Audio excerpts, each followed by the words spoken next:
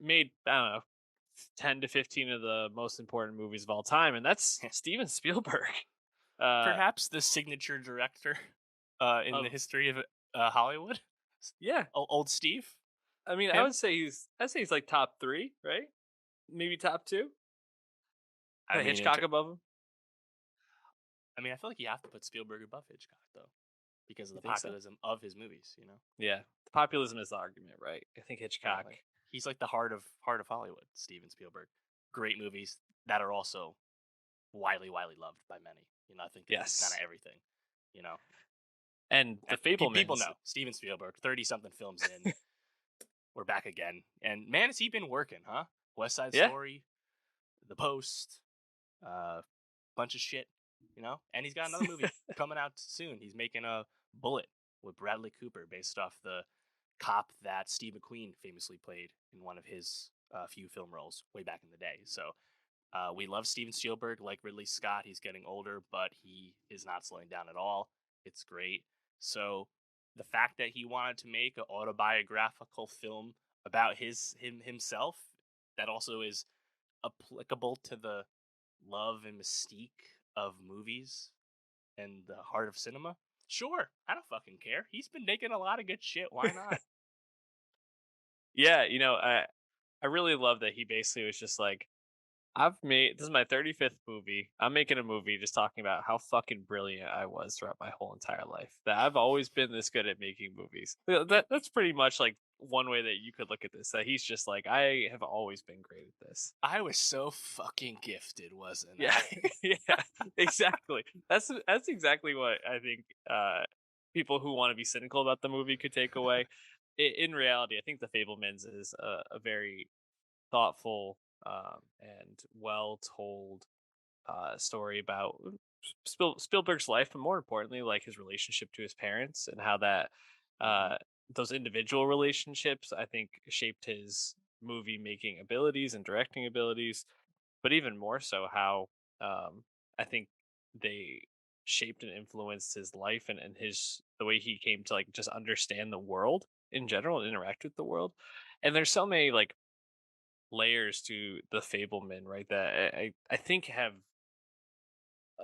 I think it really left me just like admiring Spielberg's movie crafting, maybe even more than some of his more popular movies. You know, you think about the idea that like the beginning of the movie is framed as he goes to see his first movie and is terrified by the train, so he starts hmm making movies as a way to like control this fear, and that's exactly what he's almost As like doing an in 8 year old with a camera he begged to get for Christmas, or sorry, for Hanukkah. exactly.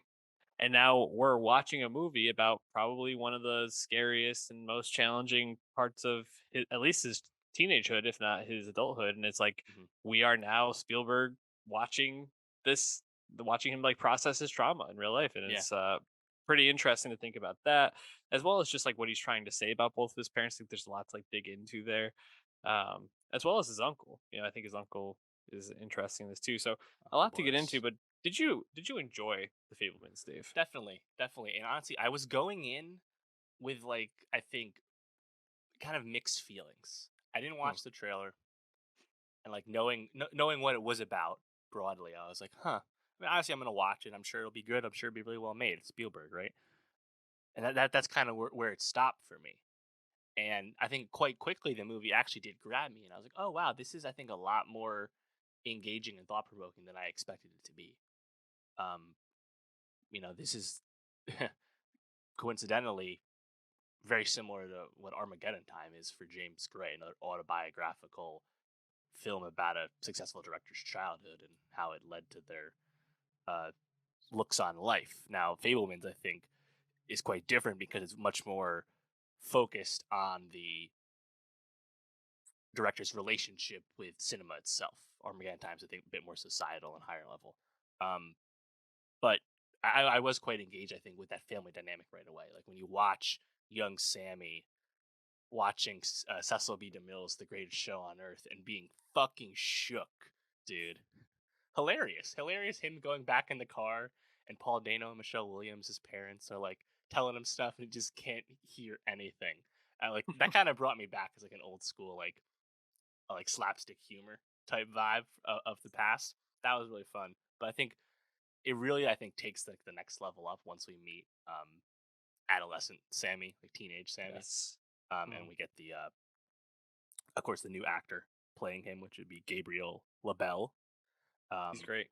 yeah, once we get there, I think the movie just like it really like ratchets it up, right? Like the family dynamics get much more challenging, and the personal stuff going on in Sammy's life.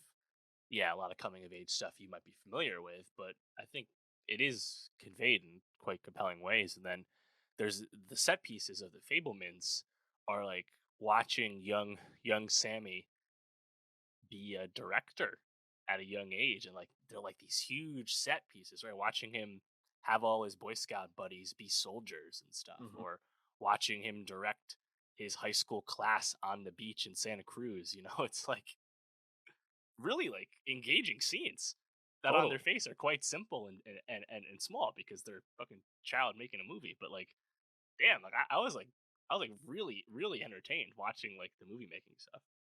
Yeah, I mean, how could you not be when, you're not only watching him, like, put together these movies and that are still really impressive, but you're kind of viewing them as like, oh well, a kid made these movies.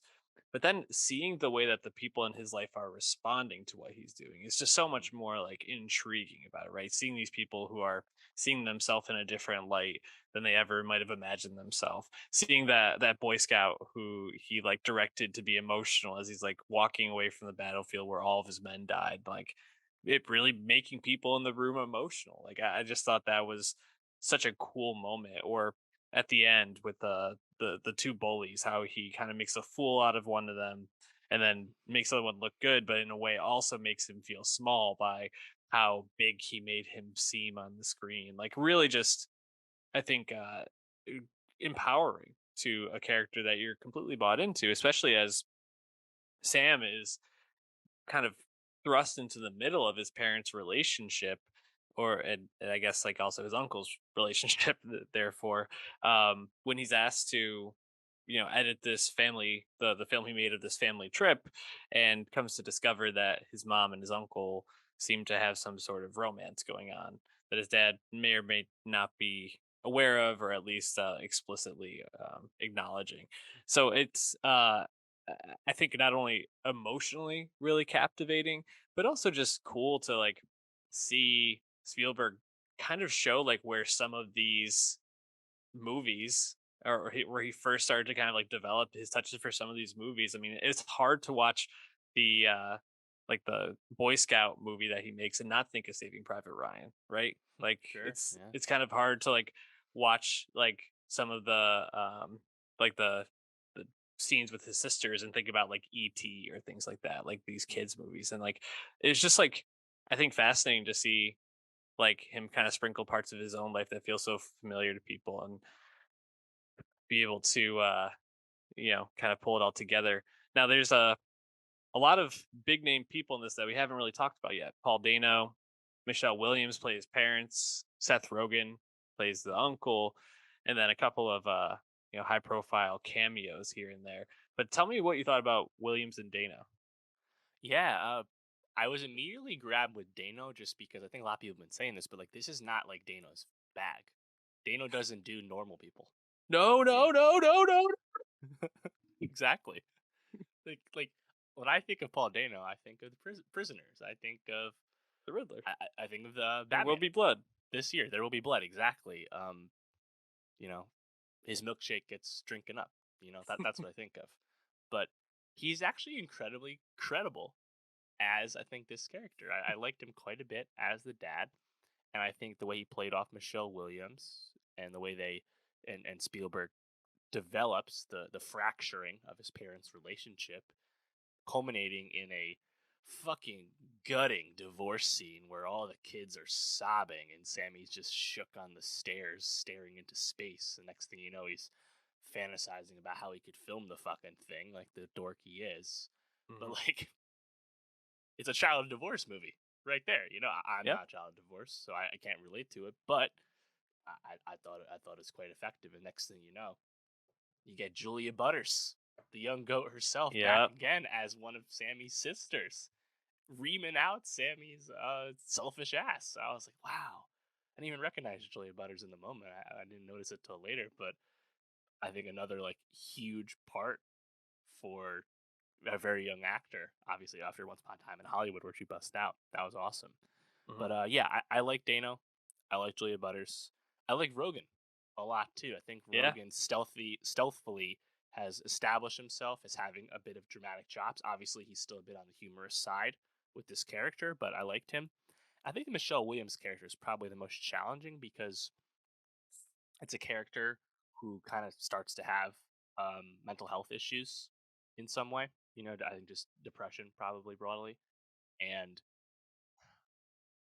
like Michelle Williams kind of comes across as like a bit of like an airhead early on, and then like once it gets to the more like clinical side of things, I don't know, it's a bit more up and down. But ultimately, like even if like I don't know, like it's perhaps a bit of an on the nose performance, Michelle Williams is still like obviously so talented that it's still good enough whenever you're with her. Yeah, I agree with you on Dano. I thought he was really good, and kind of playing this more subdued person. And obviously, I think Spielberg was really trying to highlight how he sees this like very like mechanical, logical side that he took from his dad in order to like be able to make films and craft them, but this more artistic and more like creative side from his mom, who's in the film is a trained pianist, not currently practicing, but seems like just detached from her art, longing for it in some sense. Um, Williams, I think her performance was a bit more up and down for me. Like you said, I think the reasons you laid out are right, but even just like the way that she talks at some points could like confuse me. Like the rest of the family is pretty like middle America type feeling people. But she seems like she's like out of Brooklyn, at some points, like her accent, the way she talks. Yeah, She's just like such like a different vibe to pretty much everybody else in the family. maybe that's Um, like charitably, maybe that's like trying to like lay on like a Jewish accent, I suppose. But yeah, yeah, perhaps. I mean, apparently she is supposed to like be playing a person from New Jersey originally, so maybe there's some sort of like connection to that area. I'm not sure. Um, but yeah, I thought that was pretty great. Or I thought they both were pretty great for the most part. And Dana especially feels like maybe he'll start seeing some different roles moving forward. Um, we did have a couple of pretty high profile cameos. At the very end of the movie, you get David Lynch's John Ford, which is yeah, just like a pretty completely pretty close. Looked pretty good.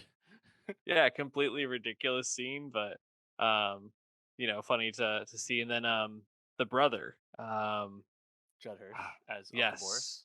Yeah. yes, I thought he was really great. Oh yeah. And just kind of comes in and adds this shot of adrenaline into the movie that I think it kind of needed at that moment. I agree. Yeah, and the movie does a good job, I think, of not ever like glossing over like the prevalence of Sammy's Jewish heritage and how that has Hmm. affects him and his family in the past. And I think Boris kind of helps usher that along in some of the things he says to young Sammy. Yeah, that's a big scene. You know, um, even the John Ford scene I liked quite a bit. It's like Yeah, part of like the Spielberg myth that like he like gets to CBS when he's like 20 years old and he's in John Ford's office for half a second as some nobody. But like I don't know, like having having that scene, obviously, which is creative license, but like having that scene where John Ford was like, you see the horizons, yeah. which which one isn't boring. It's like It's honestly, boring as shit. it's great. Everything I else, love it. it's boring as shit. Fantastic.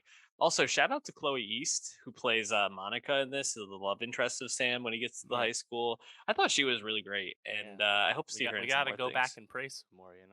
Good old Bible study getting in the way of things. Isn't that funny? You're a fun boy to kiss for the summer, but I'm going to Texas A&M. Just so good.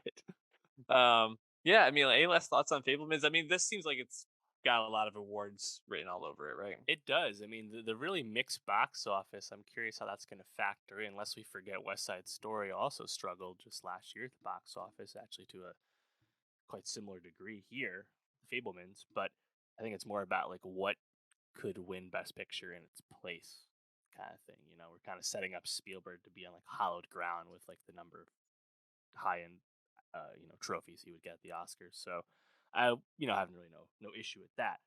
One thing I noticed on Wikipedia, the capuchin monkey that is in the film when Hmm. Sammy's mom gets like a monkey to like help her with anxiety and whatnot. That is actually a famous acting monkey in Hollywood named Crystal that we have seen in famous scenes like The Hangover 2, the drug dealing monkey, and Night at the Wow. Museum. And actually, her acting career began as a baby monkey in George of the Jungle in 1997. That is a Ah, 28-year-old monkey. That that's is a wonderful. storied career in Hollywood. So shout out Crystal the monkey. Shout out Um, Chris the monkey. good Um, monkey acting, I would have to say. Throwing shit around, jumping around, look pretty good. I agree. Dave, before we move on, is this your current best picture choice? Uh, in terms of like realistic winners, Yes. I suppose. I'm expecting Everything Everywhere All at Once to get nominated. That would be my selection. Mhm. Um, I also kind of would like Top Gun Maverick to win instead of this, but yeah, Good yeah. luck I with mean, that. of the like the hardcore awards, fair. I think so. Although would not be opposed to Banshees of Inisherin. Hmm. That'd be nice. Yeah, I think this is probably the number one, just in terms of populism, palatability, and movie making in general. Also, an amazing movie poster for this. If you haven't seen it, check it out. It's like Sammy walking down the street and like walking towards all the like film reels of the different scenes of his life. Pretty cool. Um, Spielberg's almost like a guarantee to get nominated for best director for this. I wonder if there'll be any acting nominations. Hmm. Maybe Dano. Yeah, Um, maybe Dano. the female awards are really competitive as usual. Um, Yep. so I don't know, like Judd Hirsch supporting. I don't know. I feel like that's a bit of a stretch Yeah. with a one scene role. Probably not. Um, yeah, we'll see. Speaking of Best Picture contenders, we still don't really know anything about Damien Chazelle's Babylon, but I'm very much anticipating that given Chazelle's pedigree. So TBD on that.